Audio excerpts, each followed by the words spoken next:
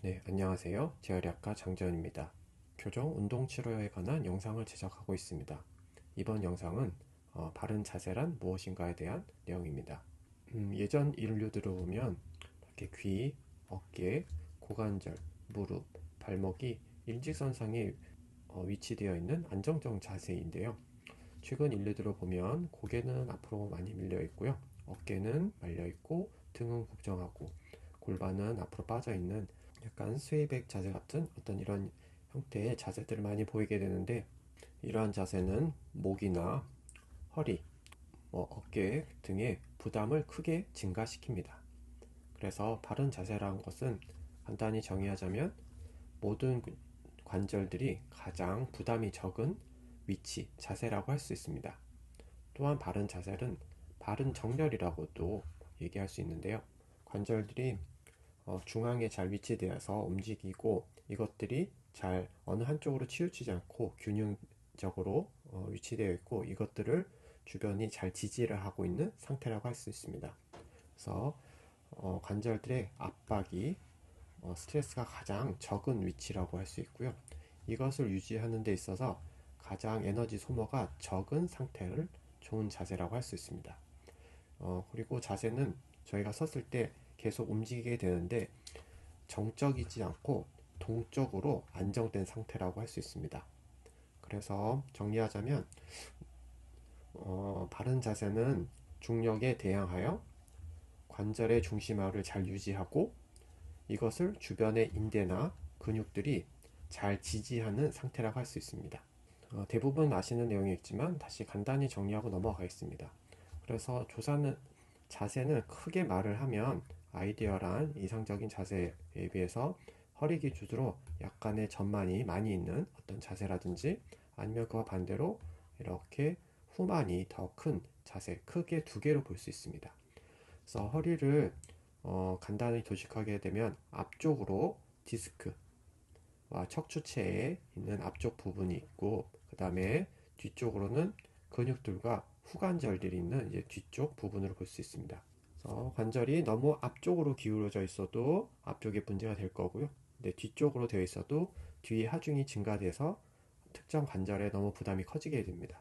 그래서 이런 과후만 일자 자세의 경우 앞쪽 구조물들의 부담이 커지게 되고, 이렇게 과전만 자세인 경우에는 뒤쪽 근육과 후관절들의 부담이 커지게 되겠죠. 그래서 가장 이상적인 자세는 앞쪽과 뒤쪽 구조물들이 균등하게, 이분하게 스트레스, 컴프레션이 생기는 상태라고 할 수 있습니다. 그래서 앞쪽에 있는 주요 구조물에는 디스크와 척추뼈, 그리고 앞쪽으로는 이제 코어, 저희가 말하는 이제 복근들이 복합 내압을 유지하면서 지지하게 되고, 그다음에 앞쪽에는 이제 장요근 같은 근육들이 있게 되어 있고요. 그다음에 뒤쪽으로는 이제 후관절, 그리고 주변의 기립근, 다혈근, 그다음에 요추 근막들이 있습니다. 만일 후만이 있어서 앞쪽 구조물에 하중이 증가된 상태라고 하면 앞쪽 구조물들의 손상을 받기가 쉬워지고, 뒤쪽 구조물들은 늘어나서 염좌와 같은 손상을 받을 수 있습니다. 그리고 그에 반면에 전만이 심한 경우에는 후관절과 주변 근육들의 긴장이 커질 수 있습니다. 그래서 결국은 앞쪽과 뒤쪽 구조물들이 조금씩 다 같이 손상을 받게 되는데, 그 이유는 집이 이렇게 다 무너져 갈 때 어느 한 곳이 무너지면 다른 곳도 부담이 더 커져서 같이 무너질 수밖에 없습니다. 그래서 이런 반복적인 손상이 지속이 되면 이런 퇴행성 관절염 형태로 앞쪽, 뒤쪽 모두 변하게 됩니다. 과후만 자세인 경우 허리 기준으로 설명을 드리면, 척추뼈 앞쪽에 압박이 생기게 되면 그림처럼 앞쪽이 눌리고, 그러면 디스크는 뒤로 팽윤되기가 쉬워집니다. 그래서 심하면 디스크 탈출이나 어떤 퇴행성 변화가 있는 디스크 내장들, 아니면 선유륜이 파열되는 애니어 티어 같은 증상이 생길 수가 있습니다. 그래서 다음 영상처럼 앞쪽이 눌리게 되고 이제 뒤쪽으로 이렇게 디스크가 튀어나오며 주변의 신경을 자극할 수 있습니다. 반대로 과전만 자세인 경우에는 허리에 지나친 곡선으로 인해서 뒤쪽 후관절 부분은 압박이 심해지고 허리의 곡선이 심해질수록 아랫뼈에 대해서 위쪽 뼈가 아래쪽으로 밀려버리는, 앞쪽으로 밀려버리는 전방 전이증 증상이 생길 수 있습니다. 그래서 전방 전이증이나 또한 뒤쪽 후관절의 퇴행성 변화로 인한 후관절 증후군, 주변의 퇴행성 변화로 인해서 골국이나 주변 조직이 비우돼서 신경을 압박시키는 협착증 증상 등이 생길 수가 있습니다. 그래서 바른 자세로 교정을 하려고 하면 일단은 바른 정렬이 필요합니다. 그래서 한쪽으로 휘는 지나치게 쉬는 로도시나 카이포스가 아닌 앞쪽 뒤쪽 을 같이 쓸 수 있는 바른 정렬이 필요하고, 이것은 약간 이렇게 길어지는 이미지를 받는 게 좋습니다. 이렇게 바른 정렬을 하게 되면 앞쪽과 뒤쪽에 모두 균등한 관절의 압박이 생기게 돼서 퇴행성 변화에 더 강하게 됩니다. 그래서 이것을 유지하기 위해서는 신장성 독취 수축이 필요하게 되는데, 이것은 저희가 리포머에서 플랭크 같은 동작을 할 때 이렇게 신전이 되려고 하는 힘에 대해서 복근이 늘어나지만 버티고 있는, 이것을 저희가 신장성 수축이라고 하잖아요. 그래서 이렇게 신장성의 수축을 통해서 앞쪽의 근육과 뒤쪽의 근육이 같이 일을 하게 된다면 이렇게 길어지는 이미지를 받을 수 있습니다.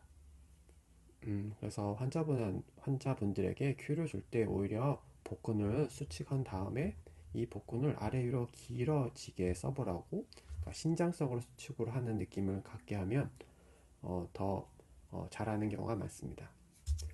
그래서 켄달은 이제 자세를 크게 네 가지로 분류했는데, 이상적인 자세와 저희가 봤던 이제 전만이 과전만인 자세, 이제 과후만인 자세가 있는데, 켄달은 이를 하이퍼로도틱, 하이퍼카이포틱 자세라고 했으며, 이 자세는 이제 구분등 스웨이백이라고 표현했습니다.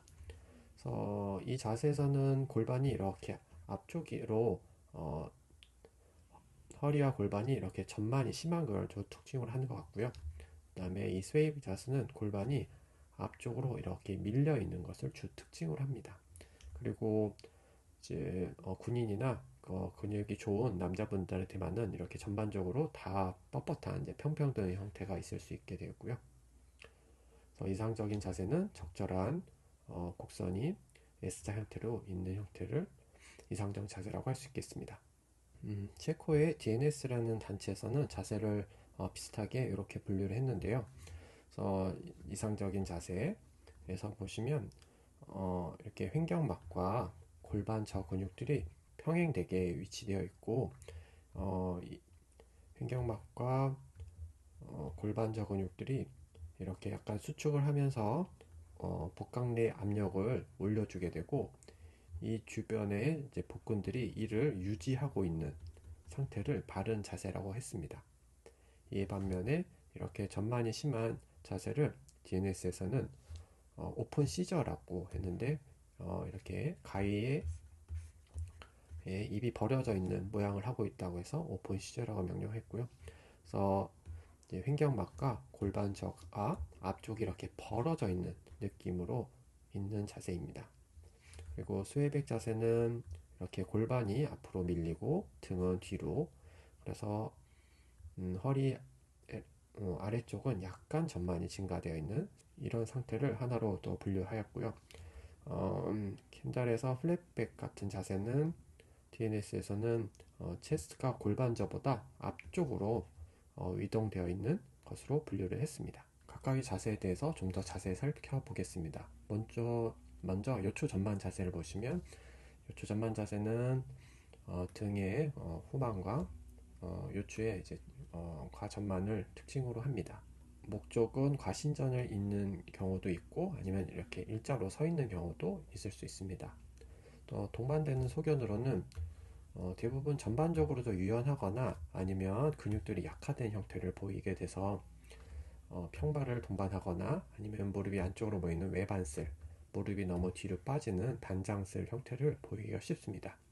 따라서 관련 질환으로 뒤쪽 후관절에 압박이 심해서 후관절 증후군, 그리고 전반적으로 디스크 높이가 낮아지게 되면서 디스크 질환이 또 생기게 되고, 협착증, 척추 전방 전이증, 그리고 천장 관절 쪽에도 마찬가지로 압력이 증가돼서 천장 관절염이 생기기가 쉽습니다. 그래서 얀다는 이런 자세를 하부 교차 증후군으로 설명을 하고 있는데, 골반을 정굴시키는 근육들은 좀 더 타이트한 경향이 있고, 골반을 훅으로 시키는 근육들은 약한 경향이 생기게 됩니다. 그래서 골반의 정굴을 시키게 되는 장요근이나 기립근들은 좀 타이트한 경향이 있게 되고, 허리 아래쪽이나 아니면 흉요추가 만나는 쪽에 과긴장되어 있는 경우가 있는데, 이런 경우 이제 백그리핑이라고 합니다. 그리고 골반을 훅을 시키는 근육은 이제 약하게 되는데, 복근이라든지 아니면 대둔근, 햄스트링 근육은 약한 경향이 있습니다. 그래서 이런 과전만 자세인 경우에는 쪽 부분에 그 스트레스가 강한 상태이기 때문에 뒤로 신전하는 상태에서 부담이 커집니다. 그래서 대부분은 신전할 때 통증이 증가되는 경우가 많게 되겠고요. 그리고 대둔근이나 이런 근육들을 잘 사용하지 못하기 때문에 고관절의 어떤 신전보다는 허리를 신전하면서 전만을 더 많이 만드는 경향이 있습니다. 그래서 이런 전만이 특히 심하신 분들 중에 유연성이 지나치게 크신 분들이 있는데, 이것을 이제 제너럴라이즈드 렉서티라고 합니다. 그래서 이런 분들은 이제 손가락의 메탈 카팔 조인트가 90도 이상 꺾이게 된다든지, 무릎이 이제 백리 반장슬이 생기거나 지나치게 유연해서 이렇게 손끝 땅 닿기가 굉장히 많이 되고요. 그 다음에 엘보의 하이퍼 익스텐션, 아니면 엄지손가락이 이렇게 해서 닿는 등 관절이 지나치게 이제 너무 유연한 상태, 반대로 말하면 인대가 너무 약한 상태일 수도 있습니다. 그래서 이런 분들은 특징적으로 대퇴골은 안쪽으로 회전이 되고, 무릎이 내측으로 모이게 되고요. 그 다음에 티비알 쪽은 익스턴 로테이션 되는 다이나믹 니 발구스 현상이 잘 생깁니다. 그래서 고관절 손상이나 ACL 같은, MCL 같은 무릎 인대 손상, 그리고 발목, 그다음에 발의 어떤 부상이 굉장히 잘 나타납니다. 네, 이어서 구분등 자세에 대해서 보겠습니다.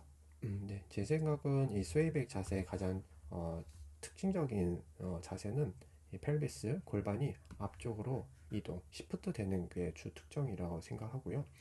그래서 아마 이런 이유들은 뒤쪽 근막들, 햄스트링이나 이런 뒤쪽 근육들을 지나치게 이제 가사용하게 되고, 이것들을 좀 타이트하게 쓰는 경향이 있어서 활처럼 앞쪽으로 이렇게 휘어버리는 게 주 원인이라고 생각합니다. 그래서 대부분 그래서 둔근을 이렇게 신장성을 잘 쓰고 이렇게 단축성으로 지나치게 쓰면서 이것이 이렇게 쑥 들어가 보이고 없어 보이게 되는데요. 그래서 버크리핑 현상이 생기게 되고, 말씀드렸듯이 햄스트링이나 이제 광배와 같은 이제 다관절 근육들을 이렇게 짧게 만들면서 쓰는 경향이 있습니다. 그래서 햄스트링이나 광배나 힙, 어덕터들, 쿼드, GCM 같은 다관절 근육들이 굉장히 타이트한 경향이 있습니다. 그리고 목은 일자목도 보이게 되고, 흉추의 가후만, 그리고 L5나 S1 쪽의 어떤 부분은 약간의 이제 전만이 증가되어 있는 상태를 보이는 경우가 많습니다. 그래서 전반적으로 힙힌지를 잘 못하게 되고요. 솔라시 모빌리티의 제한이 큰 게 특징이게 되겠고, 이제 디스크 뒤쪽에 손상이 있는 경우가 많아서 숙인 채로 뭘 하는 경우에 통증이 심하게 됩니다. 얀다는 이런 상태를 상부 교차 증후군, 어퍼 크로스 신드롬으로 설명하고 있는데요. 목 앞쪽에 있는 딥네 플레서, 그리고 견갑대 아래쪽에 있는 롬보이드, 로어 트라피지우스, 세라투스 안테리어들은 약하거나 이니베이션 되어 있고, 그에 반면에 어퍼 트라페지우스, 리베이터 스카플라는 타이트하고 과긴장되어 있고, 팩토랄리스나 SCN 같은 경우에는 타이트하고 과항진되어 있는 경우가 많게 되는데, 이를 상부 교차 증후군이라고 합니다. 그래서 이런 경우에는 이제 포헤드 넥 포스처인 경우가 많게 되는데, 이렇게 머리가 앞쪽으로 빠지게 되면 후두하근 쪽은 이렇게 좁아지게 돼서 과긴장되는 경우가 많게 되고요. 목은 정상적인 곡선을 잇고 앞쪽으로 쭉 서거나 오히려 역시자 형태로 변형되기도 합니다. 그리고 특징적으로 이런 후두하근들이 타이트해지게 되면 후두신경을 자극하여 머리로 가는 두통들을 유발할 수도 있습니다. 그래서 환자분들에게는 등을 펴고 턱을 좀 당기는 이미지를 갖게 하고 여기서 한 5% 정도만 힘을 빼서 이완시키게 하면 바람직한 자세를 만들 수가 있습니다.